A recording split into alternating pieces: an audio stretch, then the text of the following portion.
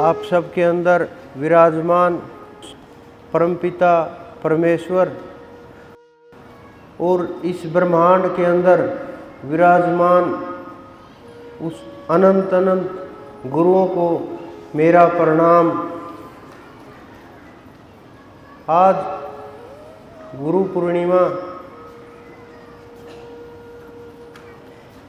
का अवसर, जिसके ऊपर इस संसार के अंदर जितने भी गुरु हुए, क्योंकि इस धरा के ऊपर समय समय के ऊपर गुरु जगाने के लिए आते रहते हैं।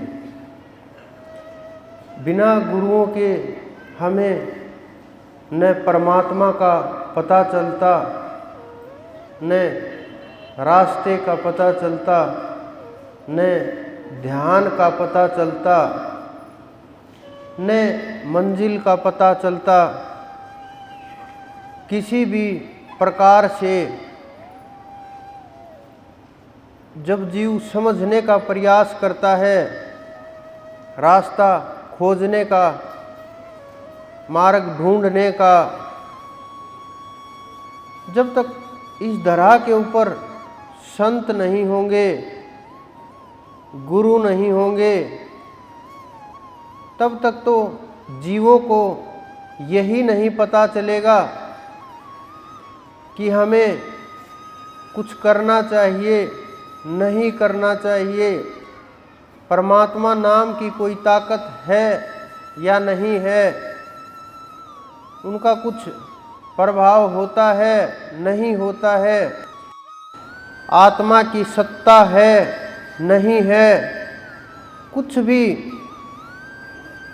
किसी न किसी माध्यम से जीव, चाहे पुस्तकों के माध्यम से, पुस्तकें भी संतों के द्वारा रची गई हैं, वो वहाँ से जुड़े, जो जो शब्द आए, जो जो वाणियाँ आई, उन्हीं के द्वारा जो उन्होंने कलमबद्ध किया, वो सब कुछ आने वाली पीढ़ियों के काम आ रहा है, उसका उपयोग हो रहा है। संतों का जो रहस्य होता है बहुत गहरा, क्योंकि संतों के साथ पूरी उम्र हर पल साथ रहने वाले लोग भी समझ नहीं पाते, क्योंकि संत बुद्धि से समझे नहीं जाते, वो भाव से, प्रेम से हर पल कृपा बरसाते रहते हैं, जीवों के ऊपर तेज नज़र रख के देखते रहते हैं। जो जीव उन्हें पार लगाना हो, जिसके ऊपर कृपा करनी हो, वो किसी के अंदर भेद नहीं करते। लेकिन कुछ शिष्य समझते हैं कि संत भेद करते हैं, लेकिन वो भेद संतों के द्वारा नहीं होता,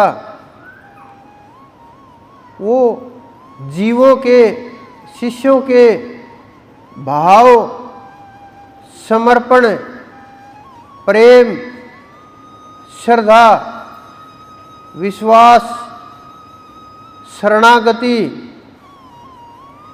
जुड़ाव, इन चीज़ों के ऊपर निर्भर करता है। जिसका जितना ज़्यादा भाव होगा, शिष्य समझते हैं कि हमारे अंदर ज़्यादा भाव है, उनके अंदर कम है, लेकिन ये भाव, ये वो ऊपर बैठा परमात्मा वही देख सकते हैं, वही पहचान सकते हैं, वही पता कर सकते हैं, क्योंकि पूर्ण गुरु तो इस जगत के वही हैं। उनके अलावा ना कोई गुरु था, ना है, ना हो सकता। इस शब्द का प्रयोग मैंने इसलिए कर दिया क्योंकि उनकी कृपा के बिना, उनकी दया के बिना, जब तक वो किसी को कुछ ना दे, वो स्वयं जीव को तैयार ना करे और गुरुपद प्रदान ना करे, कोई भी अपने आप गुरु पैदा नहीं होता, अपने आप गुरु पद नहीं मिलता। वहां तक समय पहुंच भी गया, दूसरे को ले जाना आसान नहीं होता। और जब तक दूसरे को नहीं ले जाया जा सकता, गुरु नहीं है। सिद्ध हो सकते हैं, संत हो सकते हैं, महात्मा हो सकते हैं, अवतार पद भी मिल सकता है, लेकिन जब तक दूसरे का, जीवों का मोक्ष नहीं करा सकते, वहां तक ले करके उनको नहीं जा सकते, तब तक गुरु नहीं हो सकते। और जो सत्य का मार्ग जो हमारे ऋषि मुनियों ने दिखाया है, जिसके ऊपर हर जीव प्रयास करता है अपने अपने तरीके से, अपने अपने विचारों के अनुसार, लेकिन गुरु के बिना कल्याण नहीं हो सकता। हमने बहुत नजदीक से देखा है, गुरु इस संसार के अंदर कल्याण के लिए ही आते हैं। बहुत से संत ऐसे हुए जिन्होंने शरीरधारी गुरु धारण नहीं किए, लेकिन गुरु तो उनके भी हैं। गुरु के बिना कल्याण संभव नहीं होता। गुरु के बिना आप वहां तक नहीं जा सकते। गुरु का इतना ही महत्व है जितना नदी पार करने के लिए पुल का महत्व होता है, जितना इस शरीर में आपके लिए आत्मा का महत्व होता है, उतना ही गुरु का महत्व होता है। इस संसार के अंदर अनेकों गुरु हुए जिन्होंने अपनी अपनी तरह से मार्ग दिखाए, कल्याण के जीव जगाए, किसी भी प्रकार से अनेकों रास्ते बनाए। जो जहाँ से प्रयास कर रहे थे उसी मार्ग से चलाते चले गए, लेकिन गुरु के जो वचनों के ऊपर चले, जो गुरु के दिखाए मार्ग पर चले, मन मर्जी के मार्ग को छोड़ करके जो गुरु के वचन के ऊपर रुक गए, आज संसार जहां उनका नाम दिख जाए वहां भी नतमस्तक हो जाता है। उनके गुणगान गाते हुए नहीं थकता। ऐसा क्या अलग किया उन लोगों ने, ऐसा कैसा जीवन जिया उन लोगों ने कि अपने जीवन को ही दैविक बना दिया। जीते जी देवता बन गए, देव रूप हो गए। उन्होंने केवल गुरु का सुमरण किया, ध्यान किया, उन्हीं के ऊपर रुक गए। सब शास्त्र जो भी उठाओगे, किसी भी धर्म की कोई भी शास्त्र, कोई भी पुस्तक, हर पुस्तकों में गुरु के गुणगान भरे पड़े हैं। लेकिन हम गुणगान जानते हुए, देखते हुए, पढ़ते हुए, बोलते हुए अंदर तक नहीं उतर पाते।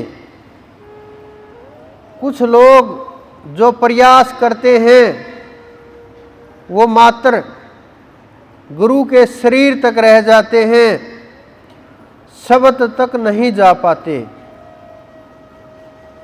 जो शब्द की गहराई तक नहीं जा पाते वो मोक्ष को प्राप्त नहीं हो सकते।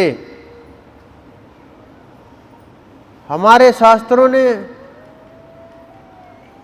एक एक चीज खोल खोल के समझाई है, जीवों को जीने की कला सिखाई है, जीवन के मार्ग दिखाए हैं, प्रत्येक जीव के ऊपर कृपा की है। जीव जब चलने का प्रयास करता है,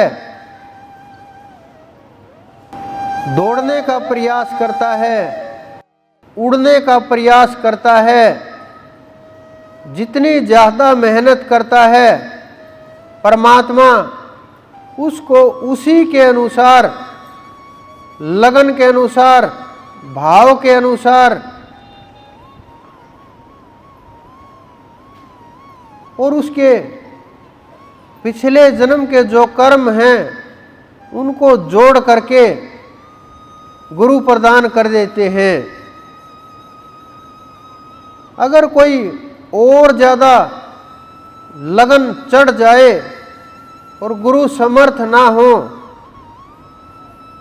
तो आप कितना भी प्रयास कर लो कि मैं गुरु को छोड़ करके नहीं जाऊंगा, मैं तो यहीं रहूंगा, लेकिन अगर गुरु समर्थ नहीं है, परमात्मा उससे अगर भाव है, विश्वास है उस परमात्मा के ऊपर, लगन है, मन के अंदर शंका भाव नहीं है, दृढ़ संकल्प है, फिर भी उठा करके पूर्ण गुरु के पास भेज देते हैं। अगर हम पूर्ण गुरु के पास पहुंचने के बाद भी वहां रुक नहीं पाते, साधना नहीं कर पाते और दूर हो जाते हैं, फिर बात अगले जन्म के ऊपर चली जाती है और ये जन्म जन्मांतर का खेल चलता रहता है। जब आप की दृष्टि खुलेगी तब पता चलेगा किस जन्म में कौन सा कर्म किया, कौन सा वेश धारण किया, कौन से नियम का पालन किया, कैसे रहे, कितना संयम किया, कितनी तपस्या की, गृहस्थी थे या वानप्रस्थी थे, सब एक एक करके जन्म दिखाई देते हैं। जब आप और पीछे जाते जाओगे, ढूंढते जाओगे, रहस्य खुलते जाएंगे, वैराग्य बढ़ता चला जाएगा। जितना वैराग्य बढ़ेगा, परमात्मा के प्रति प्रेम साथ साथ बढ़ता जाएगा। जितना आप नाम का सुमरण करोगे उतना ही आप रूप के नजदीक चले जाओगे, क्योंकि नाम और रूप का खेल और जुड़ाव इतना मजबूत है। आप किसी भी पशु पक्षी, वस्तु, व्यक्ति, स्थान, जब भी किसी के पास नाम लोगे, कुछ भी एकदम से उसी का रूप ध्यान आएगा। कोई भी अगर आप वहाँ गए हो तो उस वस्तु व्यक्ति को जानते हो तो एकदम से उसी का ध्यान जाएगा और रूप नजर आएगा, मन ही मन। अगर आपने उनको नहीं देखा, नहीं गए, नहीं जाना, तो आप कल्पना करने लगोगे कि ऐसा स्थान होगा, ऐसे लोग होंगे, कल्पनाएं करने लगोगे और विचारों में सोचने लगोगे। तो ये नाम और रूप के तालमेल का पता चलता है। जितना नाम मजबूत होगा, रूप के ऊपर उतनी ही पकड़ होगी। जितनी रूप के ऊपर पकड़ होगी, शब्द उतना ही खुलता चला जाएगा। और जब शब्द और गुरु हृदय के अंदर विराजमान हो जाएंगे, फिर तो आदेश आने लगेंगे ऊपर से और उसी के अनुसार कार्य होने लगेगा। आपको गुरु की ताकत का अंदाजा होने लगेगा, समझ में आने लगेंगे वचन और उसी के अनुसार फिर आपका जीवन रास्ते के ऊपर परमात्मा के मार्ग पर चलने लगेगा। लेकिन ध्यान नहीं कर पाते, शंकाएं बढ़ जाती हैं, अनेकों विचार उत्पन्न हो जाते हैं, भाव कमजोर होने लगता है, शरीर को गुरु मान लेते हैं, शरीर को सब कुछ मान लेते हैं और फिर शरीर को ही देख करके हम अच्छा बुरा समझने लगते हैं। लेकिन गुरु कभी शरीर नहीं हो सकता, माध्यम हो सकता है। समझाने के लिए, शब्दों का प्रयोग करने के लिए शरीर की आवश्यकता होती है, लेकिन शरीर गुरु नहीं होता। गुरु वो नूरी तत्व होता है जो शरीर के अंदर विराजमान होता है, जो स्वयं रूप धारण करके विचरता रहता है,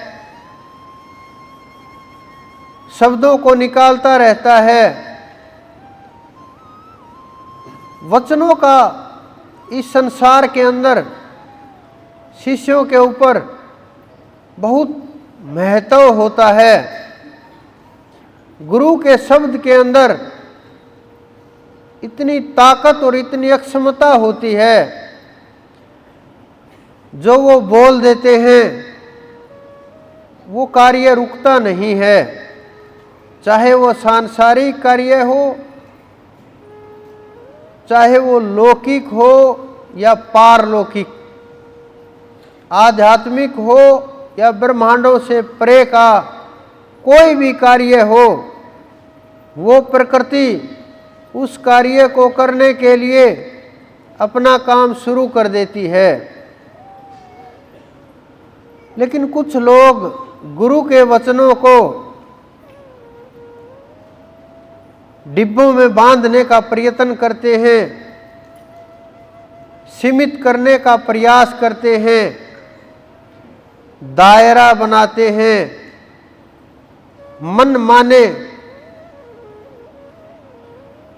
सरलार्थ निकाल करके अर्थ बदलने का प्रयास करते हैं और मन माने आचरण के ऊपर चलने लगते हैं।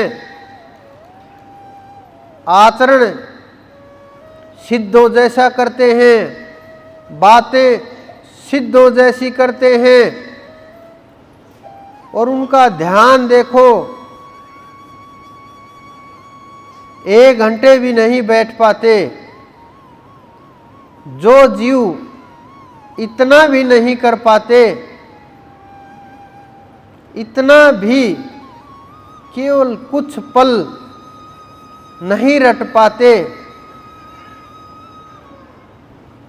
और वो सोचते हैं कि हम परमात्मा को प्राप्त कर लेंगे, वहाँ पहुँच जाएंगे, हमारा कार्य तो बस यहाँ आने तक का था, गुरु के पास पहुँचना था,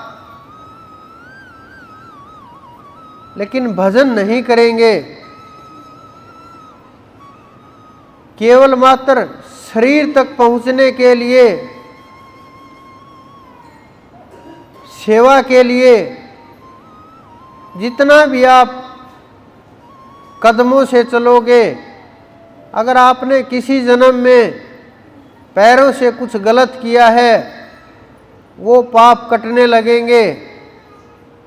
अगर आप हाथों से सेवा करोगे,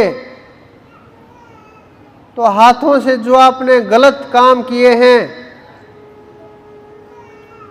वो कटने लगेंगे। अगर आप मन से सत्संग सुनोगे और करोगे और परमात्मा के नाम का प्रचार करोगे, उसका नाम का संसार में जगाने का प्रयत्न करोगे, तो आपने जो मन से किए गए बुरे कर्म हैं वो कटने लगेंगे। कर्मों के कटने का कोई दूसरा साधन नहीं है। एक कर्म से दूसरा कर्म नहीं काटा जा सकता। केवल मात्र सेवा, सुमरण, नाम और परमात्मा की शरणागति, इसी से एक एक कर्म को तोड़ा जा सकता है। इस संसार के अंदर गुरु शब्द का बहुत महत्व सदा से रहा है। चाहे कोई भी मजहब हो, पंथ हो, धर्म हो, समाज हो, संसार हो, आध्यात्म हो, कोई भी स्थान हो, बिना गुरु के कल्याण संभव नहीं है।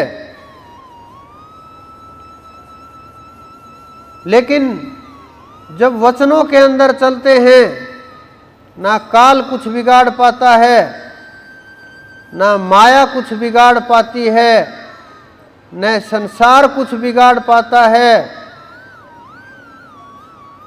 और आप मोक्ष के मार्ग पर चलने लगते हैं, मोक्ष के रास्ते खुलने लगते हैं। और वो ऐसा मार्ग है जिसके ऊपर आप चलना शुरू कर दोगे, दूसरे मार्ग की आवश्यकता नहीं रहती, क्योंकि परमात्मा का मार्ग इतना आसानी से नहीं मिलता। लेकिन जब उसके ऊपर कदम बढ़ गए, कुछ लोग गालियां भी देंगे, मूर्ख भी बताएंगे, ताने भी देंगे, छोटी छोटी चीजों के ऊपर रोक टोक भी होगी। लेकिन अगर हम वहां नहीं रुके, फिर और बड़ी मुसीबतें आएंगी। फिर हम वहां भी नहीं रुके तो फिर लालच प्रदान किए जाएंगे, भिन्न भिन्न धन के, ऐश्वर्य के। वहां भी नहीं रुके तो फिर समझो मार्ग खुलना शुरू हो गया। और उस परमात्मा के नजदीक जाने लगे।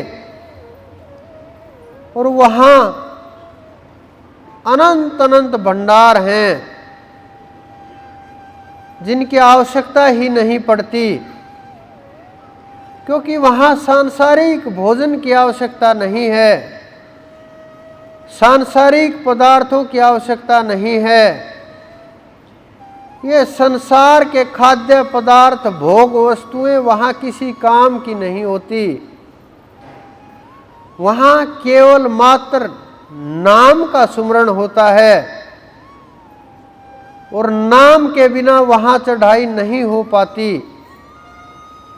जो जितना वचनों के अंदर रहता है, ये तो हमारे शास्त्रों ने भी कहा है, आप सुनते भी रहते हो, बोलते भी रहते हो। ध्यान मूलम गुरुर मूर्ति, पूजा मूलम गुरुर पदम, मंत्र मूलम गुरुर वाक्यम, मोक्ष मूलम गुरुर कृपा। हमारे शास्त्रों में लिखा गया है ये। मैं अपने पास से नहीं बोल रहा, जो हमारे संतों ने बोला ये वही सब कुछ ज्ञान है जो मेरे गुरु ने दिया, वही ज्ञान है। क्योंकि गुरु के बिना ज्ञान नहीं हो सकता। राम कृष्ण ते कौन बड़े, तीने भी तो गुरु कीन, तीन लोक के वो धनी, गुरु आगे आधीन। इस संसार के अंदर राम और कृष्ण से ऊपर अवतार ही नहीं हुए। इन्होंने भी गुरु के सामने नतमस्तक हुए, गुरु वचन में रहे, गुरु आज्ञा का पालन किया, गुरु के दिखाए मार्ग के ऊपर चले, तभी ये आज संसार के अंदर पूजनीय हैं और पूजा की जाती है, ध्यान किया जाता है इनका, लीलाओं का गुणगान करके पार उतरा जाता है। सबरी एक शब्द के ऊपर अटक गई कि यहाँ श्री राम आएंगे। गुरु ने बोला और निकल गए। बहुत समय लगा दिया, कोई शिकायत नहीं हुई, कभी कोई शंका नहीं हुई गुरु के शब्द के अंदर, कभी विचार पैदा नहीं हुआ, कभी ये नहीं सोचा कि अगर मैं मर गई तो कैसे मिलेंगे मुझे परमात्मा। बस गुरु के शब्द के ऊपर रुक गई और समय इतना निकल गया, लेकिन कभी एक बार भी मन के अंदर आया हो विचार कि कहीं गुरु ऐसे ही बोल करके तो नहीं निकल चले, कहीं राम न आए तो। सवाल ही नहीं था कि गुरु ने बोल दिया और निकल गए। अब भी एक महात्मा हरिद्वार के पास जंगल में हम ध्यान के अंदर मिले थे, हैं अब भी एक कंदरा के अंदर। उनके गुरु ये बोल करके निकल गए, पूर्ण नहीं थे, साधना करनी आती थी, साधना से शरीर छोड़ना तो आता था, वापिस आना नहीं आता था। साधना से ये बोल करके निकल गए, मेरे शरीर की रक्षा करते रहना, मैं वापिस आऊँगा। लंबा समय हो गया। जो बैठे हैं उनकी आयु भी 350 के करीब हो चुकी है। वो अपने गुरु के शब्द के ऊपर वहाँ बैठे हुए हैं कि गुरु कब आएंगे और मेरा कल्याण करेंगे। शरीर नहीं छूटा, बुढ़ापा भी नहीं सता रहा, ऐसा भी नहीं शरीर का कोई अंग काम ना करता हो, ऐसा भी नहीं किसी चीज की कमी हो, ऐसा भी नहीं कि चला न जाता हो। उसी शब्द के ऊपर रुक गए। जो शब्दों के अंदर ताकत होती है, जो वचन के अंदर ताकत होती है, वो जीव को एक शब्द के अंदर ही तार देते हैं। इतिहास के अंदर किसी भी संत को देख लीजिए, उन्होंने जो बोला, जो रास्ता दिखाया, जहां परीक्षा ली, गुरु की चाल अटपटी, झटपट लखे न कोई, जो कोई झटपट लखे चटपट दर्शन होए। लेकिन जो बोलते हैं वहीं शंका पैदा हो जाती है। छोटी छोटी वस्तुओं के अंदर भी किंतु परंतु हो जाता है। तो साधना कैसे आरंभ होगी, हमारी चढ़ाई कैसे होगी? क्योंकि जहां हम खड़े हैं, जो हमारा आधार है, जिस आधार के ऊपर हम चल रहे हैं, जिस हाथ को हम पकड़े हुए हैं, हम उसी के ऊपर भरोसा नहीं कर पाते, वहीं शंका पैदा हो जाती है। तो ये तो जिस प्रकार से टूटे हुए पात्र के अंदर जल भर दिया जाता है, वो धीरे धीरे निकलना शुरू हो जाता है और वो पात्र खाली हो जाता है। उसी प्रकार से जो आप संचय करते हो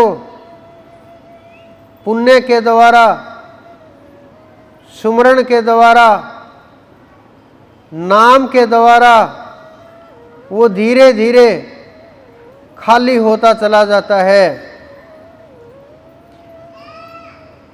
क्योंकि केवल राम राम करने से ना तो कष्ट मिटते, ना ही परमात्मा की प्राप्ति होती। ये भाव का खेल होता है, श्रद्धा का खेल होता है, कृपा का खेल होता है, शरणागति का खेल होता है और नाम का खेल होता है। जब शरणागति होती है तो कृपा बरसने लगती है, शंकाएं मिटने लगती हैं। जितनी शंकाएं कम होंगी, उतना ही आप परमात्मा के नजदीक जाओगे। जितने संकल्प मजबूत होंगे, आप उतना ही परमात्मा की ओर बढ़ोगे। कोई भी परिस्थिति हो, जिसको उसके मार्ग पर चलना है, वो ये विचार नहीं करता अभी तो युवा अवस्था है, अभी तो बच्चा हूँ, अभी तो काम लगा हुआ हूँ, अभी तो परिवार है। ये विचार नहीं उठते। हमारे महात्मा एक दादू जी हुए, घोड़े के ऊपर जा रहा रज्जब शादी के लिए, प्रेम करता था लड़की से,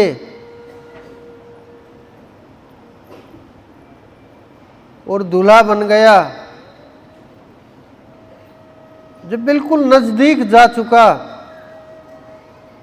लड़की के घर के घोड़े के ऊपर बैठा हुआ, बैंड बाजा बारात साथ साथ में, एकदम से दादू घुसा सबके लोगों के बीच से और देखा रज्जब को, आंखों में आंख मिली। पिछले जन्म का प्रभाव था, पिछले जन्म का जीव था और पिछले जन्म में वचन दिया था कि डूबने नहीं देंगे, कल्याण कर देंगे। वही वचन उठा ले आया और 2 शब्द ही बोले थे, रज्जब तूने गजब किया, सिर पर बांधा मोड़, आया था हरि भजन को, चला नरक की ठोर। बस इतना बोला था और कुछ भी नहीं। रज्जब ने ये नहीं सोचा कि अरे ये तो हिंदू है, मैं मुसलमान हूँ, ये मेरा क्या करेगा, ये मेरा कल्याण नहीं कर सकता। कोई शंका नहीं थी कि ये तो कुरान को भी नहीं जानता, ये तो नियम भी नहीं जानता, इसने तो कभी नमाज भी नहीं पढ़ी, इसने कभी रोजे भी नहीं रखे। कोई शंका नहीं, कोई सवाल नहीं, बस घोड़े से कूदा, मोड़ उतार करके फेंका, बारात छोड़ी और चल दिया पीछे पीछे और सब कुछ समर्पण कर दिया। लौट के नहीं आया कभी भी। जब दादू ने शरीर छोड़ दिया, चले गए परलोक को, आंखें बंद कर ली। सब ने बहुत समझाया कि आंखें बंद क्यों किए हो, कम से कम आंखें तो खुली रखो। रज्जब ने कहा, देखने के लिए जो था, जिसको देखना था उनको देख लिया। इन आंखों को जो लाभ मिलना था वो मिल चुका। अब मुझे किसी को इस संसार के अंदर नहीं देखना। जब तक रज्जब की सांस चली, आंखें नहीं खोली, गुरु का जो दर्शन किया, उसके बाद वही रूप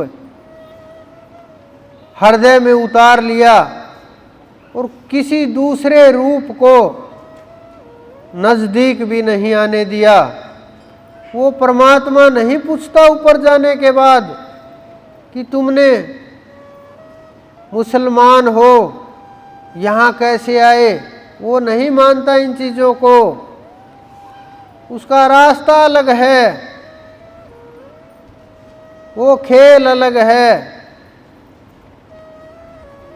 वो ताकत अलग है। अगर उसकी नज़र में भेद होता तो वो इनको बनाना ही बंद कर देता। क्यों पैदा करता वो इनको? उसकी नज़र में बस इंसान हैं, जीव हैं, आत्माएं हैं और सब के सब फैसले कर्म के आधार के ऊपर होते हैं, भाव के आधार के ऊपर होते हैं, प्रेम के आधार के ऊपर होते हैं। प्रेम के बिना कुछ भी नहीं होता और प्रेम के बिना वहाँ तक नहीं जाया जा सकता। इस संसार के अंदर सिखों के ग्रंथ के अंदर भी लिखा गया, गुरु प्रसादी, इस शब्द का प्रयोग आता है। एक ओंकार सतनाम अकाल मूर्त निर्भय। तो गुरु प्रसादी की परमात्मा जो होता है, नाम जो होता है, वो अनंत जो होता है, वो परम पुरुष जो होता है, पूर्ण पुरुष जो मिलता है, उस परमात्मा की जो कृपा बरसती है वो गुरु के कारण बरसती है। गुरु के बिना इस संसार के अंदर कोई जगाने वाला नहीं है। इस सोए हुए जीव को, सोई हुई आत्मा को कोई नहीं जगा सकता। जब शंकाएं पैदा होती हैं,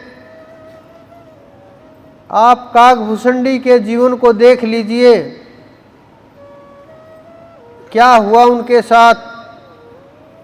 बहुत तपस्या की थी, साधना में रत थे, साधना चल रही थी, लेकिन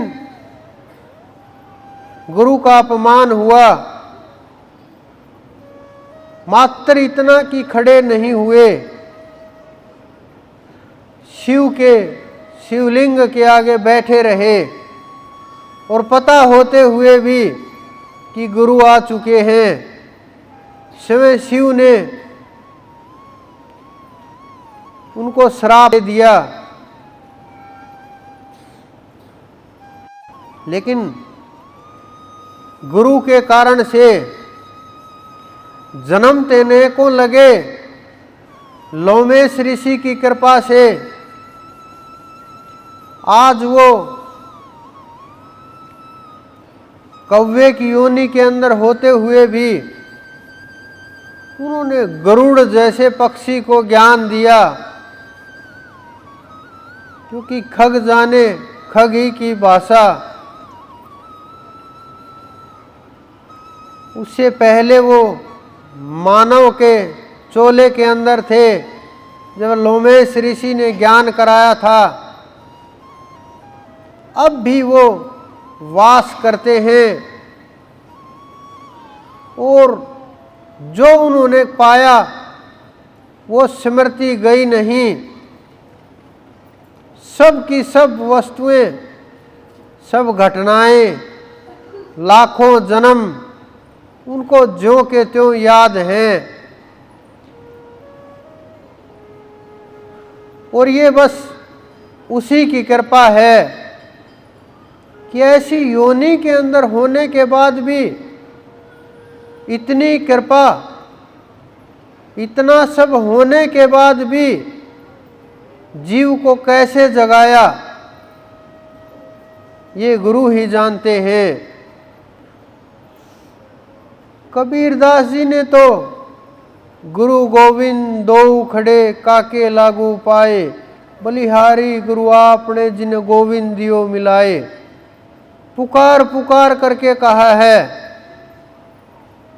और लोग कहते हैं कि कबीरदास जी के कोई गुरु नहीं थे, वो पुकार पुकार करके कह रहे हैं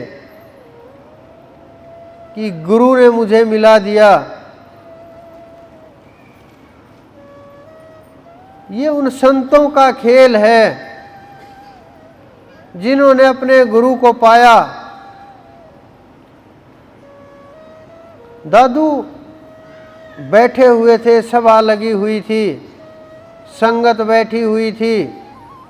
दादू ने पूछा, क्या किसी ने संतों के दर्शन किए हैं? सब चुप बैठे हुए, हर रोज पूछते थे। एक दिन एक बुजुर्ग 100 वर्ष के करीब आयु खड़ा हुआ और उन्होंने कहा कि हाँ, मैंने किए हैं महाराज, मैंने संतों के दर्शन किए हैं। उन्होंने कहा कि किन संतों के दर्शन किए हैं? उन्होंने कहा, मेरे परदादा कबीर जी के शिष्य थे, वो उनके पास जाते थे, तब मुझे साथ में उंगली पकड़ करके ले करके जाते थे, तब मैंने कबीर जी के दर्शन किए थे। उन्होंने कहा, जल ले करके आओ। इन आँखों ने कबीर जी के दर्शन किए हैं, संतों के दर्शन किए हैं। उन्होंने उनकी आँखें धोई और पी गए उस जल को। लोगों ने बोला, अरे ये तो गृहस्थी बूढ़ा है, तुम क्या कर रहे हो, कहीं पगला तो नहीं गए। उन्होंने कहा, इन आँखों ने संतों के दर्शन किए हैं। वो आँखें इतना लंबा समय हो गया, मुझे आज तक ऐसी आँखें दिखाई नहीं दी जिन्होंने संतों के दर्शन किए हों। कितनी ताकतवर भाव होगा वो, कितना प्रेम होगा जो उमड़ उमड़ करके आ रहा था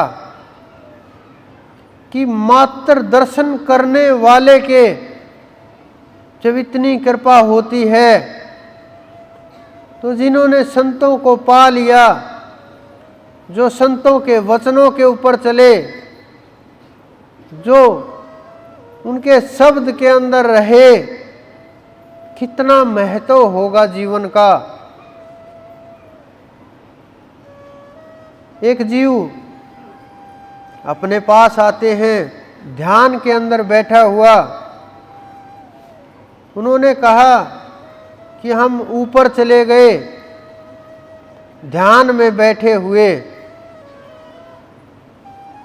तो ध्यान में धर्मराज दिखाई दिए, दरबार लगा हुआ था,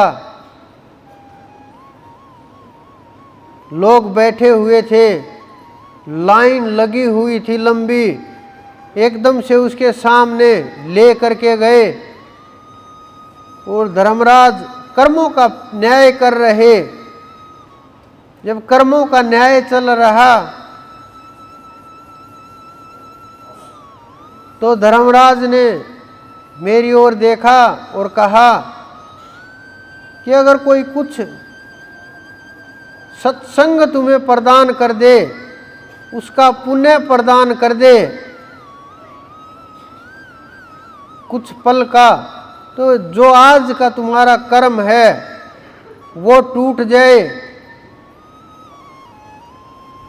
और तुम बच जाओगे। कि मैंने जो नाम दिया था उसको रटना शुरू किया और याद किया रूप को। गुरु बसे बनारसी, शिष्य समुंदर तीर, एक पल विसरावे नहीं जब वो होए अधीर। तो एक पल लगता है चढ़ाई होने में, क्योंकि आना जाना शरीर का नहीं होता, आना जाना सुरती का और आत्मा का होता है।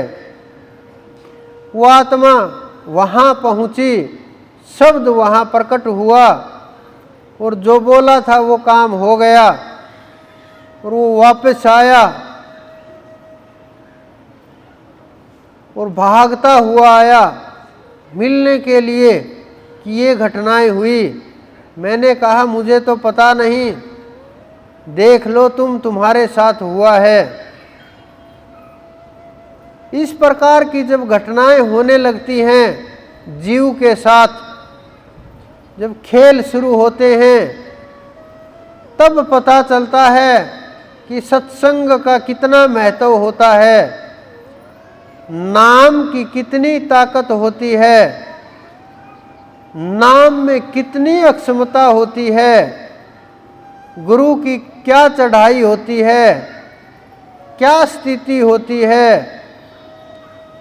नित्यानंद ने तो दादू के बोले हुए एक एक वचन के ऊपर मोहर लगा दी।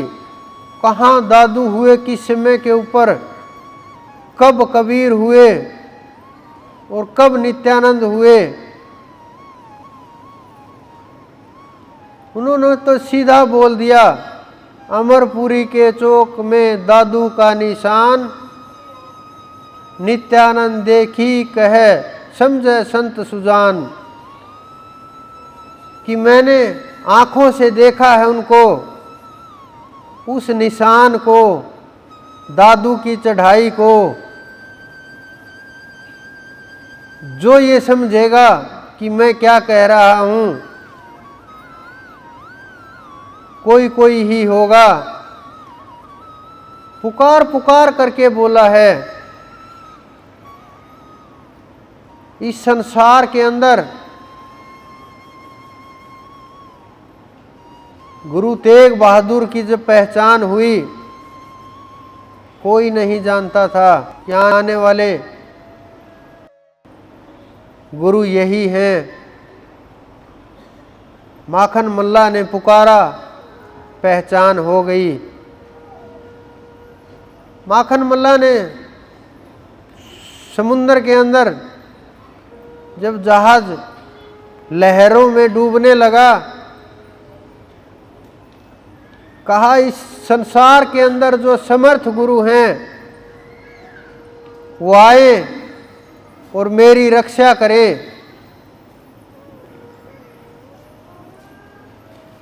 जहाज लहरों से पार हो गया। उन्होंने कुछ असरफियां बोली कि मैं ये समर्थ गुरु तक पहुंचा दूंगा। अब ये समझ में नहीं आए कि देख इसको सबको बांटता हुआ घूम रहा। कुछ बची हुई थी, किसी ने उनने पूछा किसी से कि कोई और भी बचा हुआ है क्या, कोई महात्मा जिसको बांट दे। यही तो करना होता है सबको कि जब समर्थ ना मिले तो सबको बांट दो। पूछा, उन्होंने कहा वहाँ एक तेग बहादुर और है, उनसे और मिल लो, उनको और दे दो कुछ। उन्होंने जो ही पोटली रखी हाथ पकड़ लिया कि इतना तो नहीं बोला था, बाकी कहाँ है। तभी उन्होंने पहचान करा दी कि समर्थ तो ये हैं। ले करके आया, चढ़ा दिया सब कुछ चरणों के अंदर, क्योंकि पता चल गया कि कल्याण यहीं से होगा जीव का, और अमर नाम है आज। तो इस प्रकार से संसार के अंदर गुरु जीवों को जगाने के लिए, जीवों को शिक्षा और संदेश देने के लिए, जीवों के ऊपर दया मेर करने के लिए उन्हें किसी न किसी माध्यम से, चाहे तेज बोल करके, प्यार से, डांट से, फटकार से, किसी भी प्रकार से रास्ते पर लाने का प्रयत्न करते हैं। लेकिन आपने देखा भी होगा संसार के अंदर जो पूर्ण संत हुए हैं, कुछ गृहस्थी भी हुए, लेकिन उनके जो पुत्र थे बहुत कम ऐसे हुए जो ज्ञान के नज़दीक तक पहुंच पाए। लेकिन जो उनके शिष्य थे वो पूर्ण हुए, क्योंकि कुछ लोग बहुत नज़दीक होने के बाद भी बहुत दूर होते हैं, और कुछ लोग, क्योंकि ये जो रिश्ते होते हैं, ये संबंध अलग प्रकार का होता है। पिता पुत्र का जो संबंध होता है वो कुछ जन्मों का होता है। वो कर्जा चुकाने के लिए आते हैं, लेन देन होता है, अपना कर्जा चुकाते हैं, निकल जाते हैं। लेकिन गुरु शिष्य का जो संबंध होता है वो शरीर का संबंध नहीं होता, वो संबंध मन का भी नहीं होता, वो संबंध बुद्धि का भी नहीं होता, वो संबंध हृदय और आत्मा का होता है। जब आत्मा का संबंध होता है फिर कहीं आने जाने का रास्ता नहीं रहता। पिता पुत्र का संबंध तो बस मात्र इस जन्म तक रहेगा। अगर कुछ फिर लेन देन बाकी होगा तो कभी वो पिता बन जाएगा, कभी वो पुत्र बन जाएगा। और जिनको ज्ञान हो जाता है वो वापस आते नहीं हैं, अपना लेन देन इसी जन्म में निपटा करके निकल लेते हैं। लेकिन गुरु शिष्य का जो संबंध होता है वो सदा सदा का होता है। वो आत्माएं साथ रहती हैं।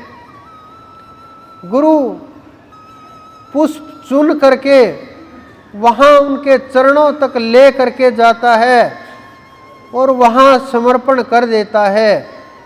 वो जीव वहीं का हो जाता है और सदा सदा का साथ जुड़ जाता है, सदा सदा का अपनापन हो जाता है और सदा के लिए वहीं रहना होता है। न आना रहता है, न जाना रहता है, न पाना शेष रहता है, न खोना शेष रहता है, न कुछ अपनापन रहता है, न कुछ बेगाना रहता है और बिल्कुल आज़ाद वो उड़ने लगता है। वहाँ किसी प्रकार का गम नहीं है, न किसी प्रकार की खुशी है, न किसी प्रकार का भय है, न अंधेरा है, न प्रकाश है। तेज पुंज के शरीर हैं और प्रकाशमान तेजस्वी जो शरीर हैं अपने शरीरों का ही नूरी प्रकाश है। इतना ऊंचा खेल वो है। लोक लोकांतर से परे जब ये जीव निकलने लगता है अलग ही एहसास होता है। लेकिन बिना गुरु के, बिना उसकी कृपा के पहुंच नहीं सकते। किसी भी प्रकार से प्रयास करो, लेकिन बिना गुरु के आप सोचते उड़ जाओगे, तोते की तरह से रटने वाली बात है। चाहे पूरी उम्र रटते रहो, लेकिन गुरु जब परीक्षा लेते हैं, आप तो ये सोचते होंगे कि मेरा तो शरीरधारी गुरु नहीं है, कैसे परीक्षा ली होगी और किस प्रकार से आदेश दिए होंगे। आप तो अपनी मर्जी से चले होंगे, मर्जी से सारे काम किए होंगे और सब मर्जी से चल रहा होगा। मेरा जो गुरु है एक पल भी मुझे अकेले नहीं छोड़ते, चाहे किसी भी परिस्थिति में हो, किसी भी हालत में हो, किसी के भी साथ हो, किसी के भी दूर हो, वो अकेले मुझे नहीं छोड़ते। हर पल उनका साथ होता है, हर पल उनके आदेश आते रहते हैं, हर पल वो देखते रहते हैं, हर पल मुझे सिखाते रहते हैं। और जब तक ये शरीर रहेगा तब तक हम शिष्य ही रहेंगे। शिष्य का अर्थ होता है सीखने वाला। और जब गुरु सिखाता रहे, हर एक कदम के ऊपर उन्होंने हर तरह से डोर खींच करके देखी, चला करके देखा, तैयार करके देखा, प्रत्येक मार्ग से गुजार करके देखा, उस मार्ग से भी गुजार करके देखा। जब लोगों ने स्वयं बोल दिया कि अब तो ये कार्य नहीं करना चाहिए आपको, बहुत हो गया लोगों का भला, अब इसको रहने दो, बंद कर दो, वो समय भी जब कोई भी साथ न हो, स्वयं आकर के बोलते थे मैं हूँ ना, क्या ज़रूरत है किसी की। एक बार तो ऐसा हुआ कि मैंने बोल दिया कि बाहर जाना है, उन्होंने कहा खड़े हो चलते हैं। मैंने कहा नहीं, अभी तो गनमैन आएंगे। उन्होंने कहा क्या ज़रूरत है, मैं हूँ ना। मैंने कहा आप तो अकेले ही हो। उन्होंने कहा अच्छा 2 बन जाते हैं, 4 बन जाते हैं, हम ध्यान के अंदर बैठे हुए थे। उन्होंने कहा अब भी किसी की कमी है या और बन जाएं? मैंने कहा नहीं, आगे से सवाल नहीं होगा। उन्होंने कहा ठीक है। ऐसे बहुत बार परिस्थितियां हुई कि उसने सोचने के मजबूर कर दिया हर पल, लेकिन हाथ नहीं छोड़ा। हर कदम के ऊपर, चाहे हमने किसी भी प्रकार से चाल चली, लेकिन उसकी इच्छा के बिना हमने कदम तो दूर की बात है, विचार तक पैदा नहीं किया। वो मुझे सिखाते चले गए, हम सीखते चले गए। बहुत जीव प्रयास करते रहते हैं सब तरह का, लेकिन हम उनकी आज्ञा के बिना एक कदम भी नहीं बढ़ाते, क्योंकि मुझे पता है वो पूरे ब्रह्मांड के मालिक हैं। जैसा वो चाहते हैं, हम तो मात्र कठपुतली हैं। हम तो मात्र उनके आदेश का पालन करते हैं। अगर आज भी उनका आदेश आ गया कि ये करना है, अगर आज उन्होंने बोल दिया कि सबको छोड़ करके चलो, हम चल देंगे, क्योंकि मुझे पता है कि वो जो चाहते हैं, जो करते हैं, जो सोचते हैं, जो उन्होंने हमारे से करवाना है, जो मेरे से बुलवा रहे हैं, जो वचन हमें सिखा रहे हैं, जो शब्द वहाँ से आते हैं, जो कृपा वहाँ से बरसती है, जो प्रेम उनका है, जो जुड़ाव उनका है, जो वहाँ तक ले करके गए, जो हाथ पकड़ के उस पूर्ण पुरुष तक पहुँचा दिया, जिन्होंने सब कुछ अपना छिपा करके ही नहीं रखा, कुछ भेद ही नहीं छोड़ा, सब कुछ उनके। फिर अपना क्या है? अपना तो शेष कुछ बचता नहीं। उन्होंने जैसा भी रास्ता दिखाया, जो परिस्थितियों से उन्होंने सिखाया, मैं बहुत बार बोलता हूँ कि वो मुझे हर पल सिखाते रहते हैं, मैं सीखता रहता हूँ। ऐसा कोई उन्होंने मार्ग नहीं छोड़ा, चाहे आप उस मार्ग से डरते हो, घबराते हो, भय हो, गिरने की स्थिति हो, उठने का चाव हो मन के अंदर, उड़ने का भाव हो, उन्होंने कोई ऐसा कर्म नहीं छोड़ा जो नहीं सिखाया हो, जिसका अनुभव नहीं कराया हो, जिसका सही और गलत का अनुभव ना कराया हो। आप लोगों के गुरु केवल मात्र उपदेश देते होंगे, आदेश देते होंगे, कुछ पल रखते होंगे आपको पास में, मिलते होंगे, इतना ही होगा। मेरे गुरु हर पल, हर कदम, वो केवल मात्र ऐसा नहीं है कि बोल दिया मैं करूं या ना करूं, ऐसा नहीं है। उन्होंने जो बोल दिया वो करना होता है, वहाँ किंतु और परंतु नहीं होती, न कोई शंका होती, न कोई विचार होता। वो तो बस परिस्थिति पैदा करते चले जाते हैं, और जो परिस्थितियों से सीखते हैं, जो शिक्षा मिलती है, जो अनुभव होता है, जो सार निकलता है, जो ज्ञान बाहर आता है, वो सीखते चले जाते हैं और उसका आगे वर्णन होता चला जाता है।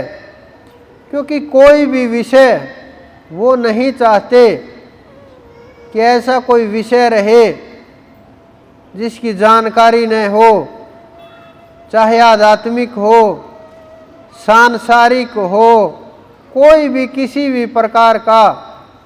अगर कभी कोई विषय उठता है तो हम अपने गुरु से पता कर लेते हैं क्योंकि मुझे पता है मेरे गुरु समर्थ हैं और वो सब कुछ जानते हैं, सब के अंदर उनका वास है और सब के अंदर उनका विचरण होता है। जब भी कोई धरा के ऊपर आत्मा पवित्र होने लगती है, जो घटनाएं होने लगती है इस ब्रह्मांड के अंदर, आगे होने वाली घटनाएं तक पहले ही सब कुछ उनको पता होता है। और जो संदेश मेरे तक पहुंचाना होता है, जो आदेश देना होता है, बहुत से इस प्रकृति के ऐसे गुप्त कार्य, बहुत से ऐसे आध्यात्मिक जगत के कार्य जो उन्हें करवाने होते हैं, वो अपनी तरह से करवाते रहते हैं। और अपनी तरह से हम तो मात्र कठपुतली हैं, करने धरने वाले तो वो हैं। इसीलिए मैं बिना सोचे बोल देता हूँ कि ये काम हो जाएगा। और आश्चर्य की बात है, आप लोग रिजल्ट भी देखते हो, वो काम हो जाते हैं। मेरे पास बैठे हुए थे, कल ही की बात है, कि जी आपने उनका ये बोला था वो हो गया, उनका ये बोला था। मैंने कहा ये मैं नहीं बोलता, ये वो बोलते हैं और मैं बोलने वाला नहीं हूँ, वो हैं बोलने वाले। और बोलने वाले भी और करने वाले भी वही करता हैं, वही करने वाले हैं, वही कारण हैं, वही परिस्थिति हैं और वही इस जगत ब्रह्मांड के मालिक हैं। उनके अलावा इस संसार के अंदर कुछ भी नहीं है। उनके अलावा इस संसार के अंदर कोई भी वस्तु अपना कार्य नहीं करती, ऐसा हमारे संत बोलते हैं, सिद्ध बोलते हैं। क्योंकि उनको उस स्थिति का अनुभव हो चुका होता है।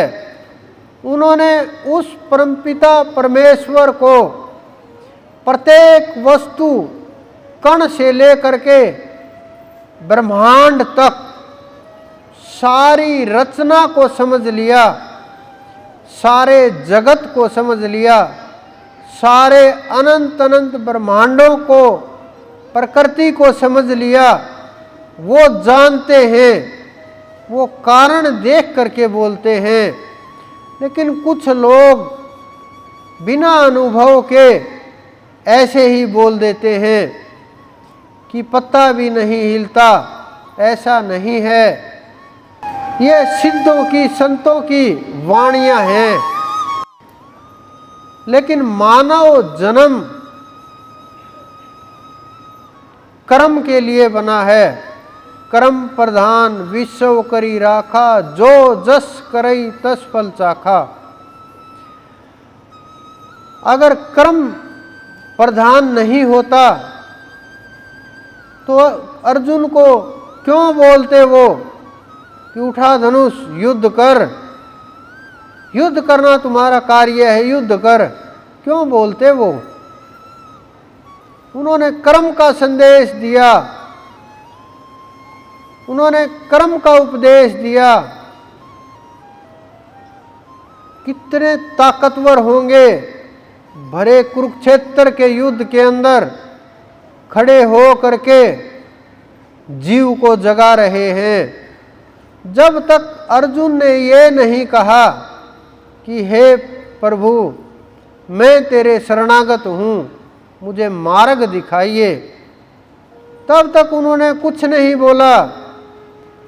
सखा बन करके घूमते रहे, साथ खाते, साथ रहते, साथ खेलते, साथ सारे काम करते, साथ राज चलाते, सब साथ साथ काम हो रहे।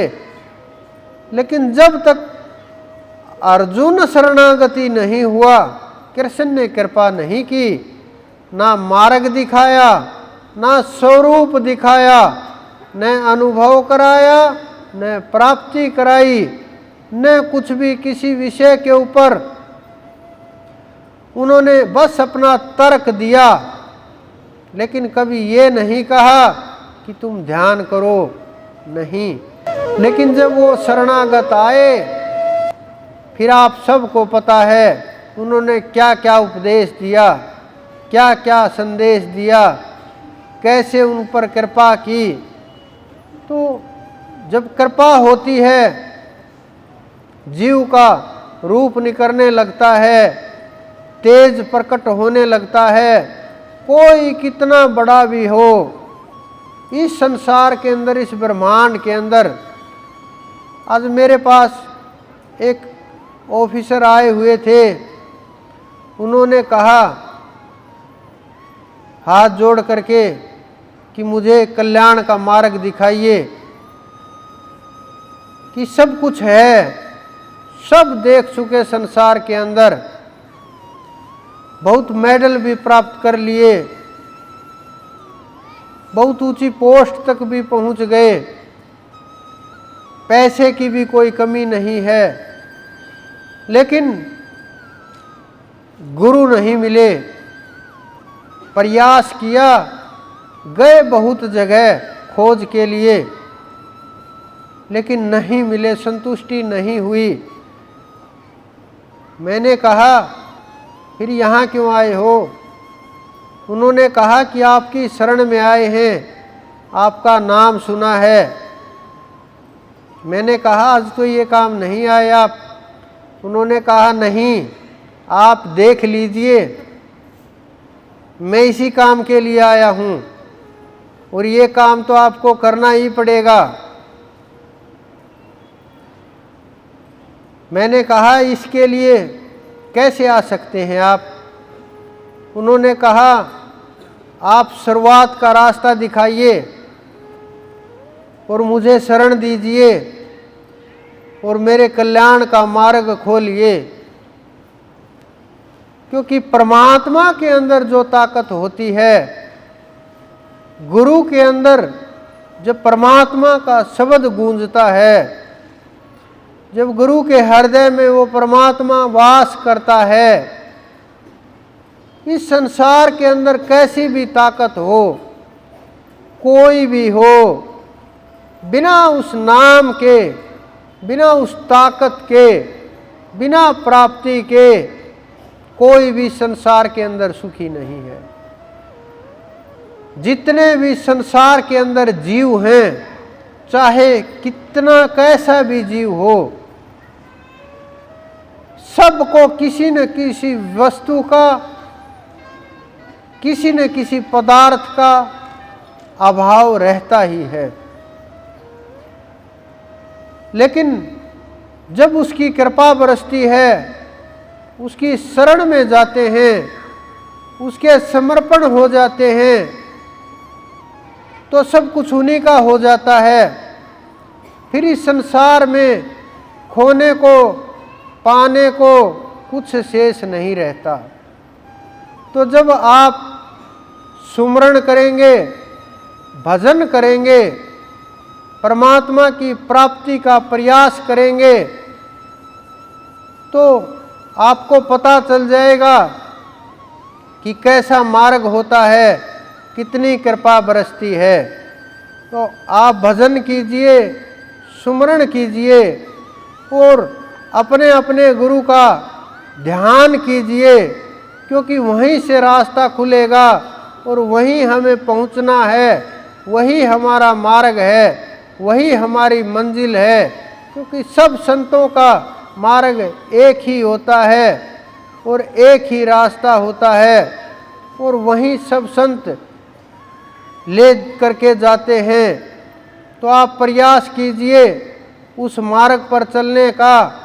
आप सबके अंदर विराजमान उस परमपिता परमेश्वर मेरे गुरु को मेरा बार बार प्रणाम।